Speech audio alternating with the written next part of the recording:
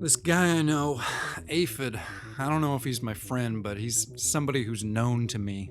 We've done time together, and he seems reliable, at least on this specific story.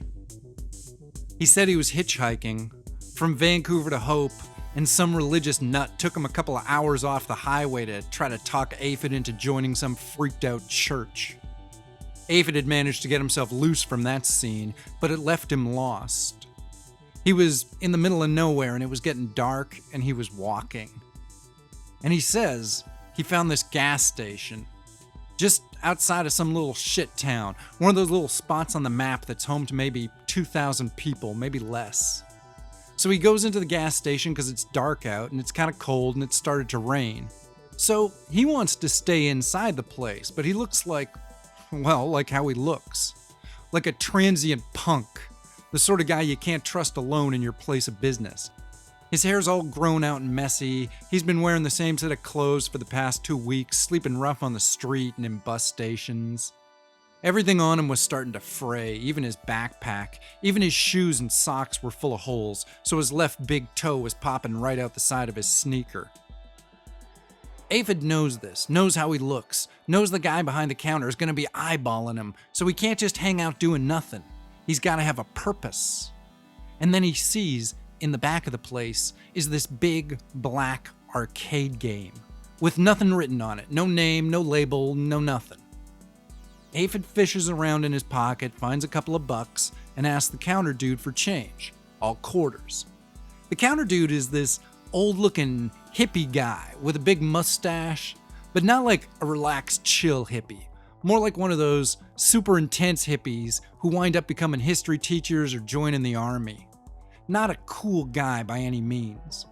But when Aphid asks him about the game in the back, the guy says he doesn't know anything about it. Not even the owner does. Just a few weeks ago, a couple of guys came in, flashed some government credentials, and then wheeled the thing into the back. Said it had to be left plugged in 24 hours a day, and if it wasn't, the gas station would be fined with legal obstruction or something. The clerk said the government goons had been back once since then to open up the machine and plug it into a laptop computer, either uploading or downloading information to or from the game's processor. The clerk said they just left the coins, like they didn't even care about the money. Aphid asked what the game was, and the clerk said nobody was sure, but nobody seemed to like it. I guess some of the local high school kids tried it and wound up complaining about feeling kind of sick. Said it was like when 3D glasses don't work right and give you a headache. Aphid wasn't really put off by that, and besides, it was still raining outside, so he took his handful of quarters over to the machine and got himself set up to play. It turns out he never needed more than that initial 25 cents though, because the way he told it, Aphid was standing there for the next 3 or 4 hours, all on the 1 quarter.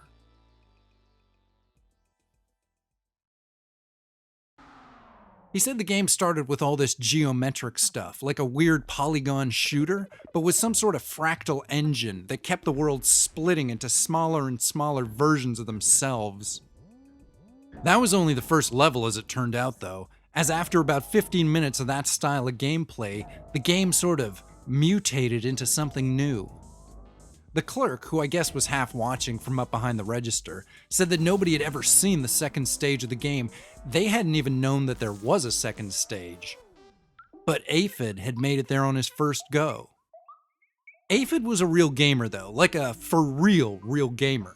He once ranked like 63rd in the World Championship listings for counter-aggression tech surge, and that was back when he was just a kid. That's an actual fact. I looked it up online. Not bullshit. Aphid said to me that this game, whatever it was, it didn't have a title screen or anything. There was just darkness and then you were in it.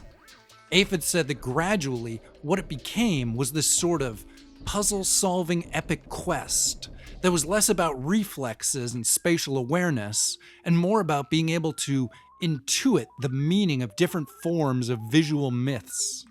There were parts where you had to link gods up with their proper worshippers, and another bit where you had to cleanse holy lands of spiritual imperfections.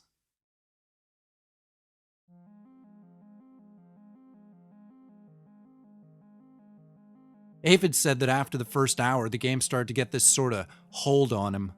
Like there was something scary about it. Scary personal. He began to fantasize that the game had been left there in that gas station, specifically for him to find. And he said that it was like the game could hear him thinking it, or it wanted him to think that, and it kept encouraging those ideas. Like the machine itself was trying to convince Aphid that the game was self-aware and capable of communication. At 2 hours in, Aphid's legs started to ache. And that's when the game started subtly suggesting to Aphid that the game was actually the only thing keeping him going. Images started flipping up on the screen semi-subliminally, as if triggered by advancing the stages. Pixelated smears of dead bodies. A hazy security camera snapshot of a man who looked a lot like the gas station clerk, with the word enemy typed in big block letters across the photo.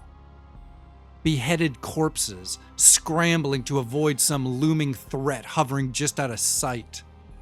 A deformed cat, howling angrily. Aphid said he beat the game sometime after he lost all sense of feeling behind his eyes. He said by then, all he could still feel was the surface of his eyeballs where the light from the game was hitting them. He said he felt like he was the surface of the sea with nothing beneath the waves. From what he said, it must have been getting near dawn by then.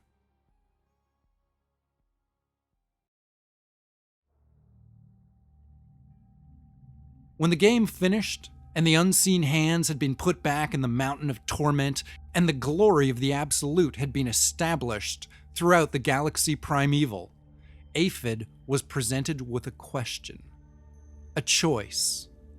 He could either have the gold key, or a riddle.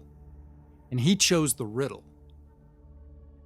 Then, as the screen flashed, a shower of psychedelic fireworks across itself, Aphid released the joysticks, turned, and walked back over to the clerk.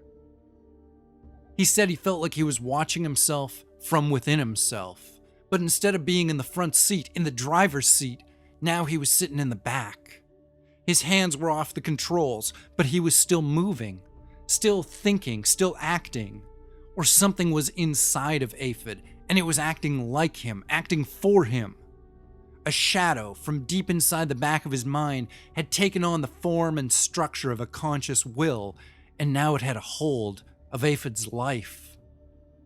And from the back seat of his own brain, Aphid looked out his own eyes and saw the confused face of the clerk staring back. And Aphid felt what he was going to do before he started to do it. He felt this tension in his hands.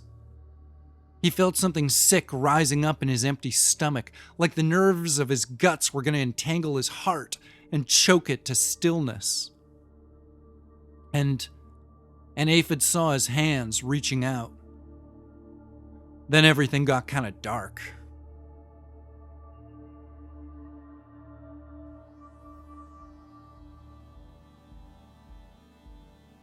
Aphid's my only friend in this place. He's my roommate and he keeps me safe.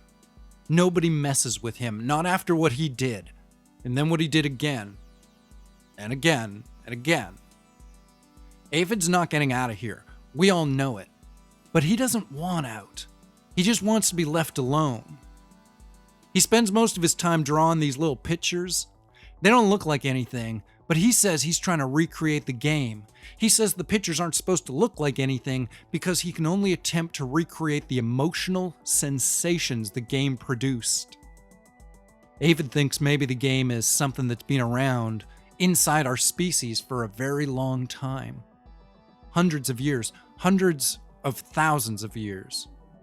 He thinks maybe he can find it again if he can first recreate the game's pathways within himself. He says it's like making a map that'll find the key that can turn in the lock that is his own broken mind. Aphid's all swept up in the metaphysical aspects of what happened to him, and that makes sense to me.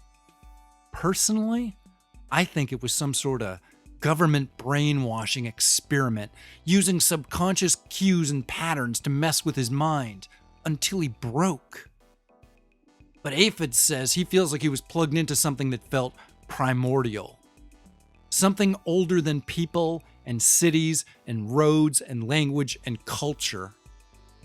I suggested that maybe the game was designed to make him feel that way, and he screamed at me that I didn't understand, and then he walked out of our cell and started beating this big guy until the guards had to drag Aphid off him. Aphid can be kind of intense. But then he's been through a lot. Just one time, I asked Aphid what the riddle had been at the end of the game. I remember he asked me,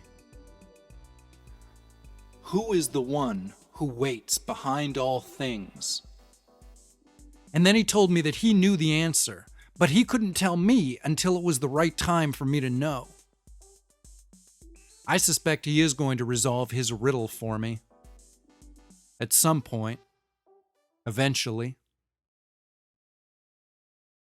And I don't think I'm going to like the answer.